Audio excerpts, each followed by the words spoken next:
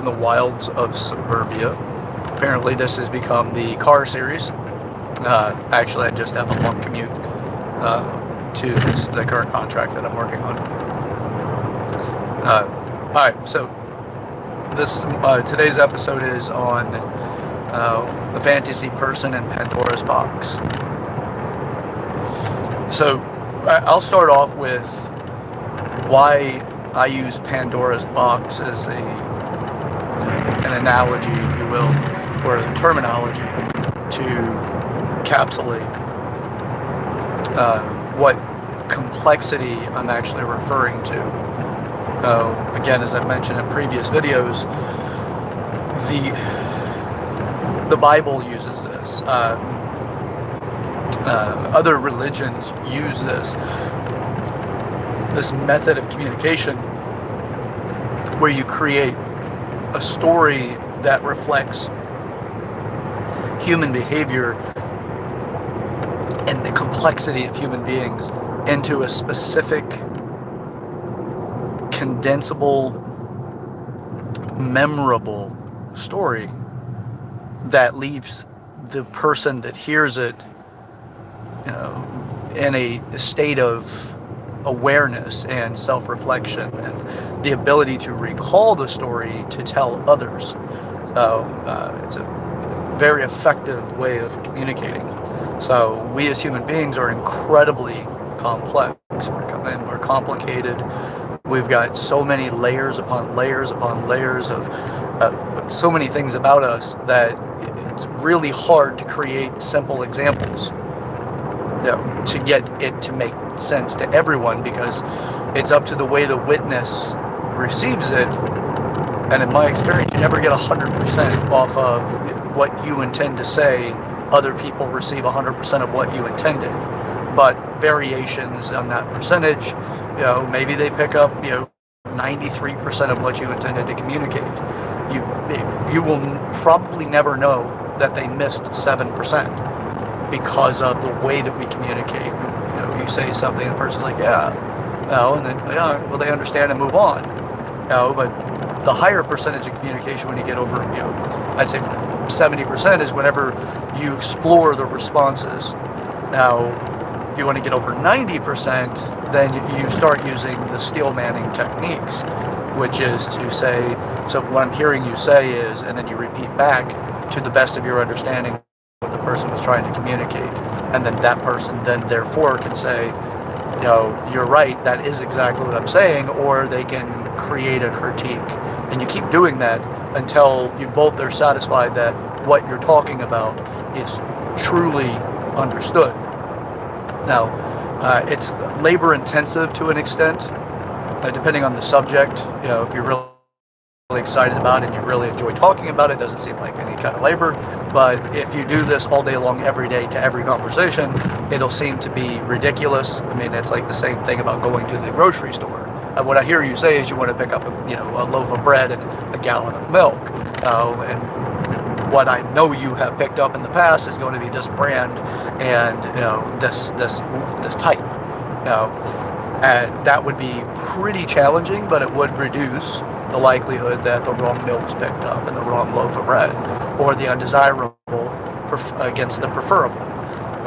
It would improve accuracy, but it would seem a little challenging because this is not the way we typically communicate. The reason why that's so important is because as I get into the fantasy side of things, that is incredibly common, and how it happens because of the excitement that's present, the opportunity to finally explore something. As fantasies are things you typically don't get to explore against whatever the ordinary is. Because the ordinary is the thing that you're trying to escape to some extent, or accentuate and level up, if you will, the experience of whatever it is the fantasy brings. So it can be that you have experienced things for so long, specific things for so long, and then you wanted to advance that to some other level of satisfaction, exploration, or exploration to satisfaction. And that's where a lot of the communication pieces become detrimental, especially if that fantasy relationship is continuously moving forward. And my experience, a lot of fantasy relationships typically are short-lived. They don't go on for years unless there's a strong agreement, but two different lives. Okay. Then I can go further into that at another time. But so to Pandora's box first, and why I use this one, and to kind of flesh it out quite a bit, is the story of Pandora's box is Icarus. For those that are familiar, Icarus is the Titan in Greek mythology that brought fire to mankind. And he did it because he wanted to give mankind advantages and opportunities, because Zeus was very discouraged by the creation, his creation of mankind, because he looked at them as weak and feeble, and he was disgusted by human beings because they were not what he wanted, the glory of his creation. And he would do things to pick on them, and he wasn't very happy about what he had created. And Icarus, on the other hand, which is a Titan, if you're familiar with Greek mythology, I won't go down the track of like who comes first. Other Titans came first, and the Olympians, which is but I won't. That's something, if you're interested in it, please do go look into it. I think it's absolutely fascinating. And again, this is how you create a depth of understanding of very complex things about human beings and make them memorable stories that are relatable. So created mankind, and he was disappointed. Icarus wanted to try to give mankind, which Icarus he was a winged Titan. He brought flames or fire from the gods. He brought that to mankind, and when Zeus found out about it, he cursed him, or he didn't curse him. It's not really a curse. He damned him to eternal punishment. So every day, every night he would fall, and his liver would be eaten. And I forgot by what. I think it was a griffin or something. Eat his liver, and then every morning he would be reborn, only to have it happen again. It was a repeated cycle of punishment for his sins against the Olympians and against Zeus. But Zeus created Pandora's box, which was this thing that held all of human suffering, all of pestilence and disease and hardships, challenges in life, and the stresses and all of this. The box held all of this. Prior to that, Pandora's box in Greek mythology, mankind kind of lived in the world of the Garden of Eden through Christian belief. It was the world. Garden of Eden concept. They didn't have disease or anything like that. So Pandora's box was given, and it was entrusted to, I forgot the gentleman's name, or the guy's name in this. It was entrusted to him, and Pandora was his wife. And she, when he was not around, the desire to open the box was so great, even though she was instructed not to do so. Kind of like the concept of eating the fruit of all of knowledge. She opened the box, and when she opened the box, the chaos of hardship and disease and challenges and suffering and all of that was released onto mankind. So she quickly shut the box, and by doing so,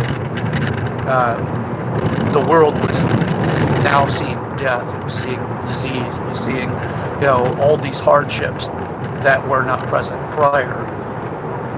Now, she then again, even though all of this was going on, over time, there was still one thing left in the box. After all of these things were released, there was one thing left in the box. So she finally, even though after the last time she opened the box, had created so much chaos, so much hardship, so much destruction, so much pain, she opened the box again. And when she opened the box the second time, she felt the warmth of something. And it was immediately recognizable, but she felt warmth, embrace, and that the future has opportunities and potential, not death and destruction. And what she released from the box the second time, which is another thing that Zeus had put into it, which questions why he created it in the way he did, because in the beginning, it sounds like he only did it just solely to punish. And what he put in the box, the last thing to be released, was hope.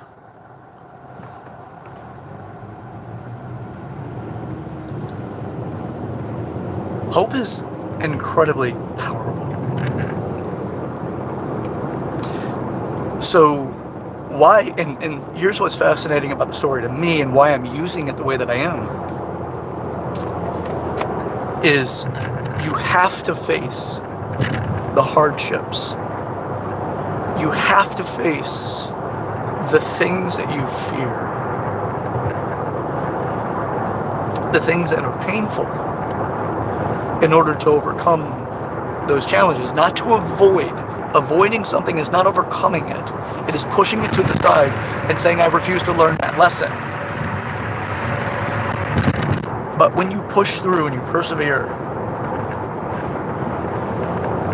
hope creates something new. Right? You, from the ashes of your previous self, the phoenix, right? When your previous self sets yourself on fire, right? You explode in that chaotic moment, right? And that moment where you just realize the major change just happened in life, and the transformation of being that beautiful thing.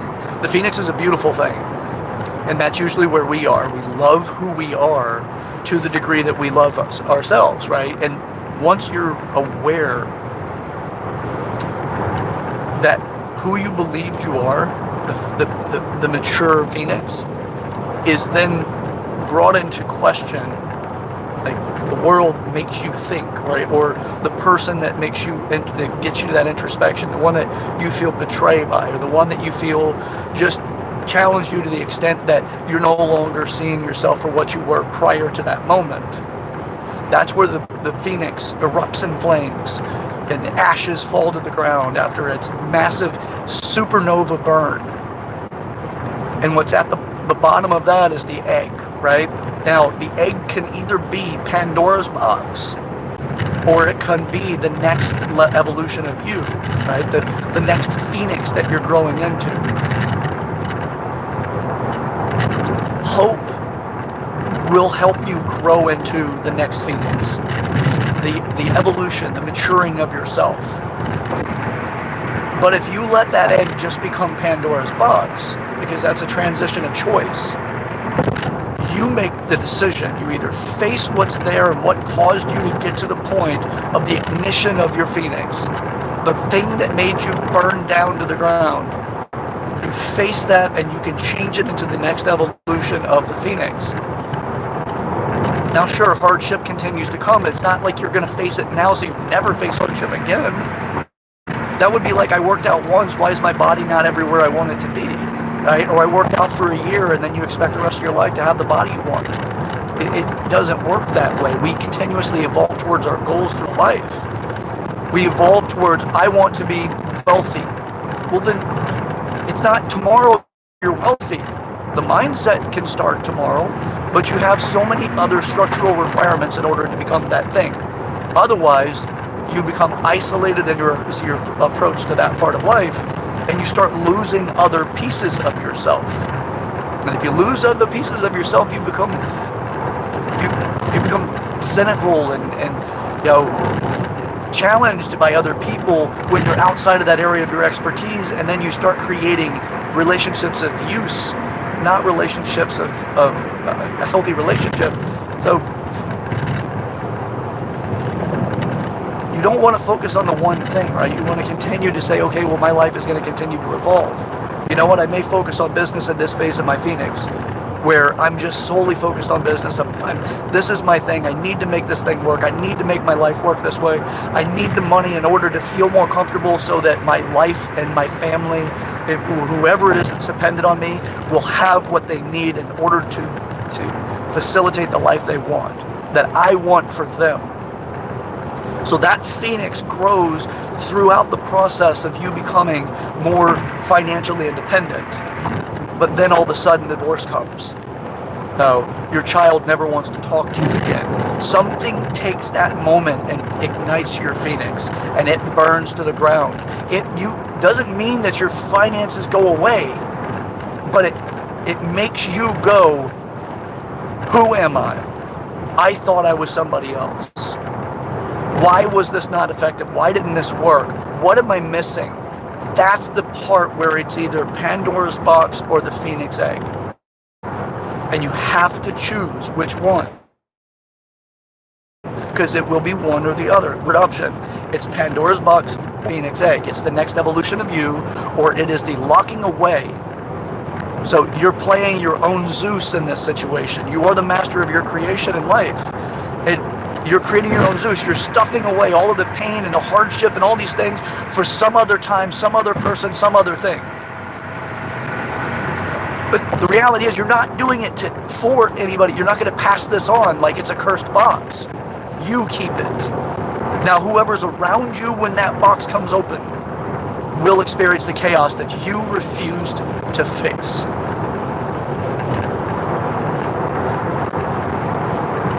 So when you stuff that stuff inside, you'd say, you know what, it makes sense. I never want to experience it again. I never will experience it again. If it has to do with, when it has to do with your relationships with other people, the temptation of opening the box again is not something you consciously have. It's something that you consciously avoid. But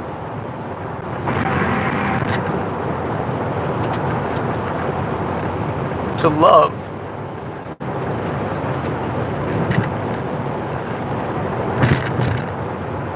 is something you'll never escape.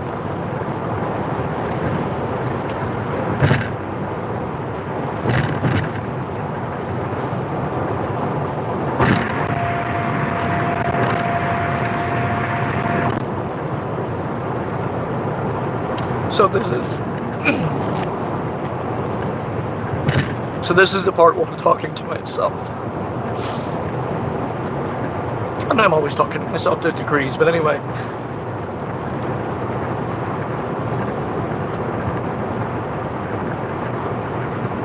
This is my Pandora's box.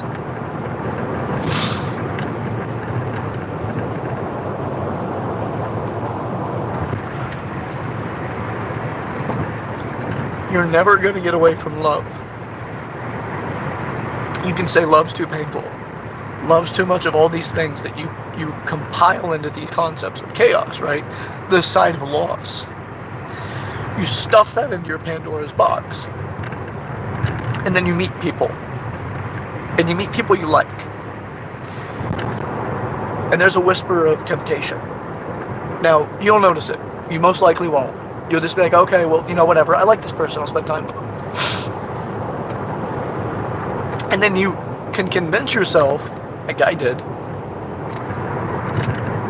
that you can create any relationship the way you want to create it through language, through agreements. And it's true, but you cannot just do that on a superficial level. You have to do that at your core level. So convince yourself, I'm never going to get back to that pain. I can control it. I can prevent it. I can have these types of relationships that have superficial depth. You can have depth in superficial relationships, and never convince yourself that you can't. You can have that. I've lived my life, the majority of my mature life, in that state of really deep connection on a superficial level, because I denied aspects of the thing I knew would create the greatest pain. So I went into my own relationship structures. I'm not abiding by the inherited relationship structures, the archetype of relationships that people believe they live inside of. So I created the life I want to live. That is to the best of my awareness. But Pandora's box had stuff that was other things that were set aside, and I said, you know what, I probably will never experience those things. I've created agreements that will prevent it. put my own incantations on the box, right? It'll never open again. Or I'm doing what I can not to have it open again, and I'm being responsible not to have that open again. But love is tricky. You spend time with a person, you resonate, you connect, you bond, you get to the point like the wall people say they have up, right? Well, I had a fortress around Pandora's box. It's how much I didn't want it opened, right? Concrete upon concrete, walls upon walls, reinforcement upon reinforcement. And there was just a little doorway to get in there, right? And that was just to make sure that it was still there so it didn't go away, right? Because I wanted to escape into the world. And when you spend time with you spend time with people that are really well aligned with who you are, or that have gone through things in life that resonate for them, that resonate for you, so therefore you bond over time. And before you know it, the whispers draw you in, but the whispers are not draw you in going, yes, I'm going to go fall in love. That's what happens. It sneaks up on you. It sneaks up on you. You don't know it's there. And before you know it, you're there. And then what you've denied yourself growth in, that was locked in that box, the maturity necessary to foster that kind of love, has been retarded, right? It's been restricted from growth. It has not been allowed to mature enough to maintain that kind of love. It's like a self-fulfilling prophecy. Because then after that, it comes back to you again. And it comes back in the way that this chaos erupts around you, and you lose the thing that you just found that you really, really wanted. That you've always wanted. And that thing seems to have shown up. You can't manage it. You can't handle it. Because you're not developed enough for it. Because that's what the curse of Pandora's box does to you. And it gives you reason to lock it away again. That self-fulfilling prophecy. You can lock it away again and never open again in your mind, but it will happen. It just does. It may stop happening when you're dead. But up until that point, it's always there. So, if you shut it, you don't get the opportunity to overcome the reasons why it was actually created in the first place. After all the chaos is released, Pandora opened the box the second time, and hope came out.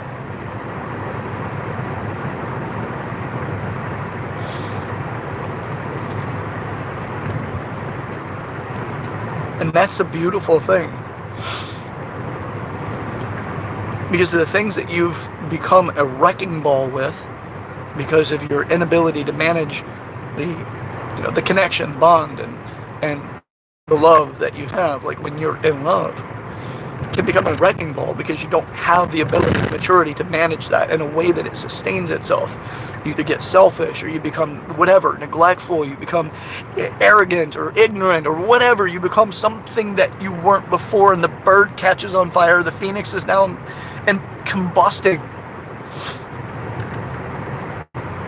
And as the phoenix turns to ash, that's your moment to choose. Do you face what's in the box? Because it's open. Do you face it, or do you slam it shut? And then now you have Pandora's box again, right? The interesting thing is that accessing Pandora's box is typically, in my experience, something that you cannot do when you're throughout the phase of the phoenix until the end. Because you don't have, why would you want to open that thing? Right? It takes something that as soon as the chaos is out, you know the box is open. Right? That's the thing, like you just don't willingly trigger that. There's not, and in my experience, there's not a way to do that without self-sabotaging something that you care greatly for. And you can't do it knowing that the other person is going to forgive everything and then it's just going to whatever. It's not that. It has to be 100% just you. And it'll happen at some point, most for everybody. It's just, what is it, right?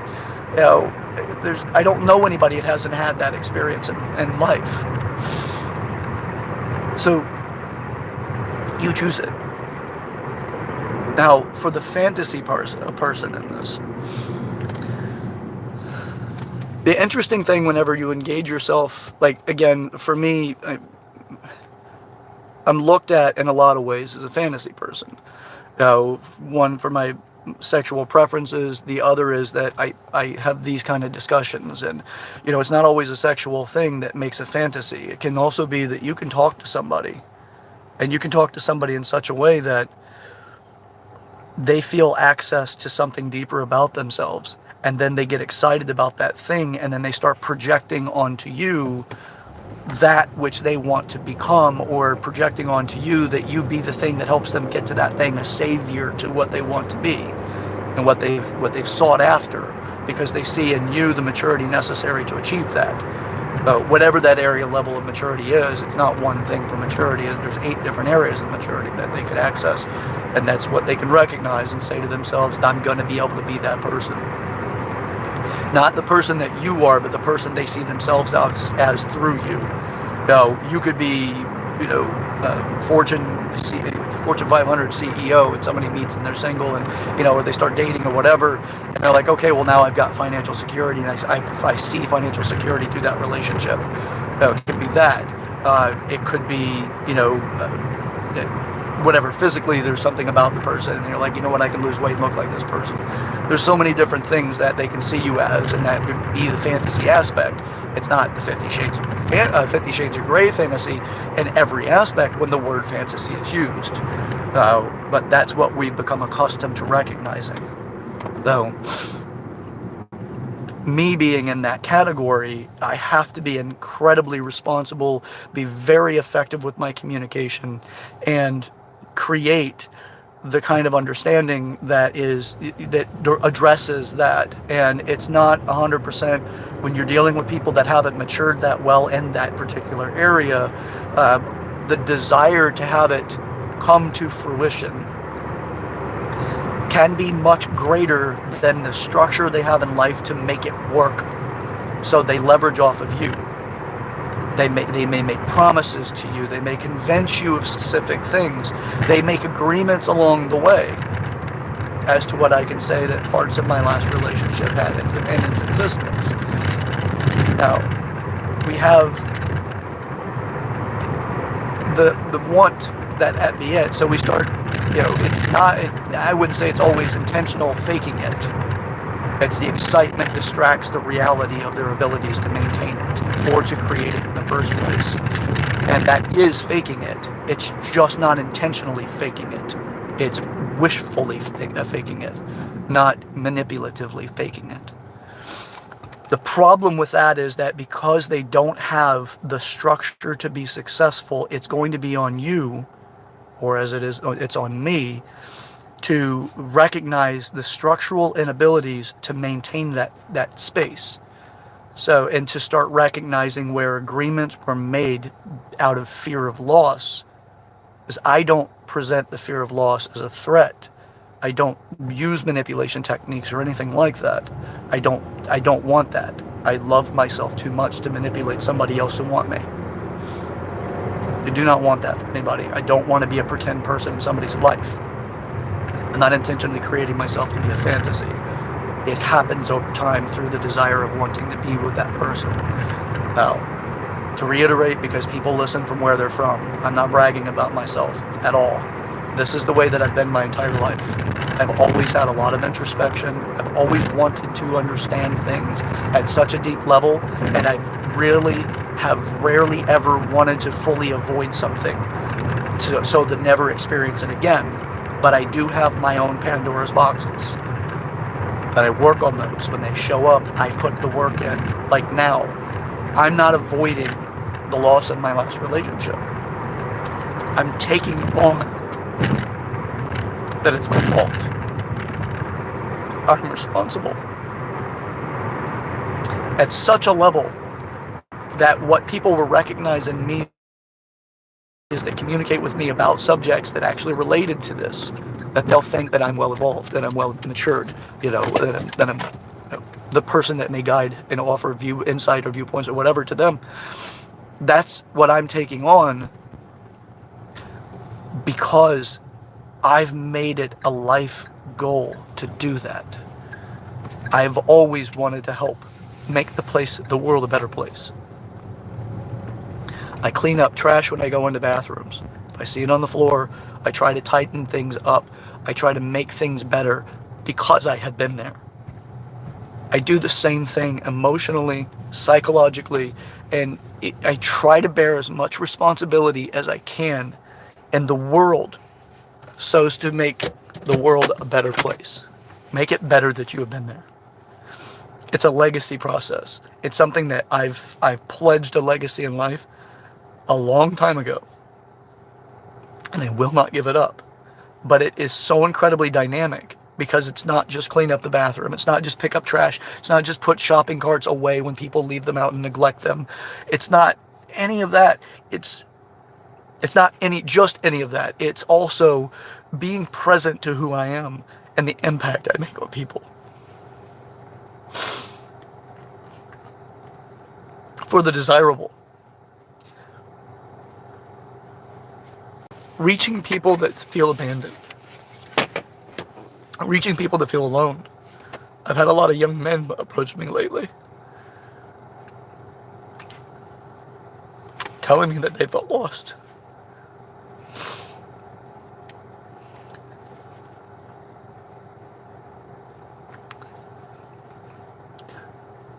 Oh, these are actually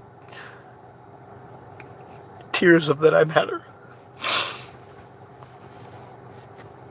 But approach me and tell me because of doing this.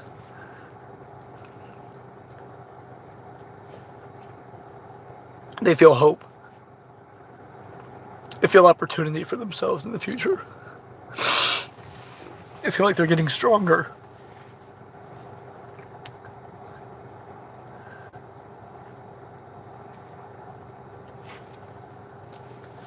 And that's something I want.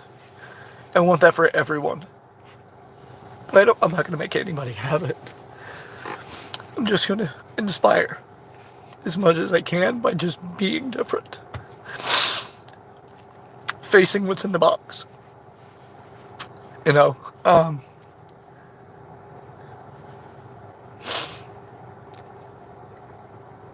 Because of this is how I change the lives that I want to change. It starts with my own.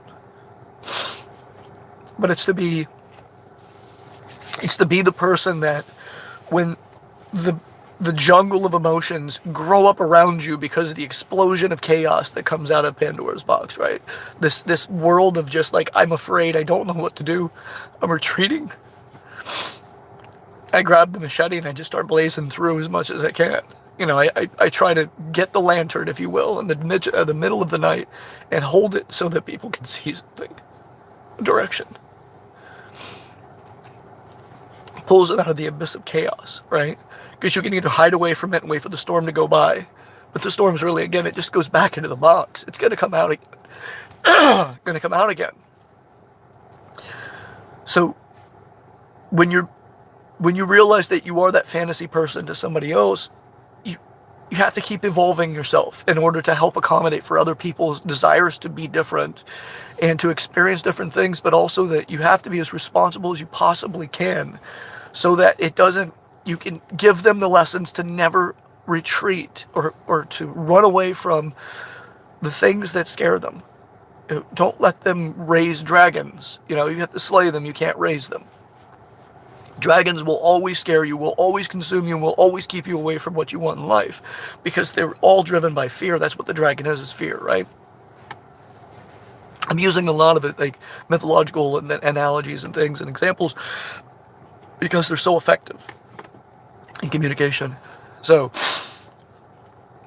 with the fantasy person, you have to be that responsible because other people want to experience life in an extraordinary way. Now, if you are living an extraordinary life, you are a fantasy person to somebody. Now, and probably multiple people.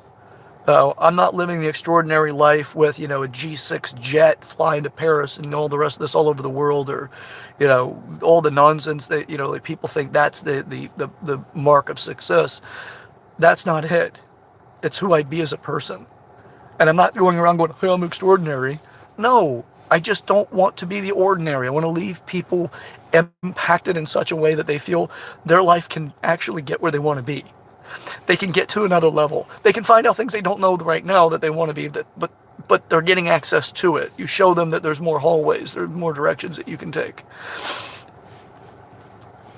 But when people have that hardship and that experience, when they're dealing with somebody that's a fantasy person, especially if you're not aware that you are, and you just keep being you and you leave the responsibility on everybody else, because I've been a responsibility tyrant at times.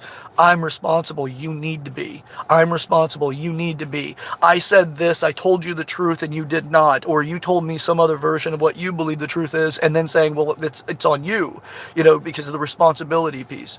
And I'm growing out of being that tyrant and going to the point where I'm being completely responsible for myself. And I want to help make sure if you are not responsible, that you're being responsible to the level you can be. And I want to break through enough that you see that there's more. There's more that it can be. We can improve on the communication. We can improve on whatever.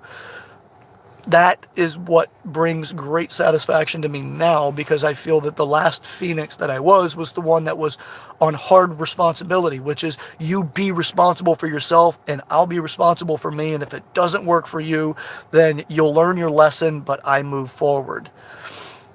I'm not moving forward now. I'm moving forward, absolutely, but I'm looking back with the compassion that's necessary, like a parent would look at a child and say, I understand that you're growing up and I'm not holding that against you and you need to go through this in order to get to that next step, but I'm still here.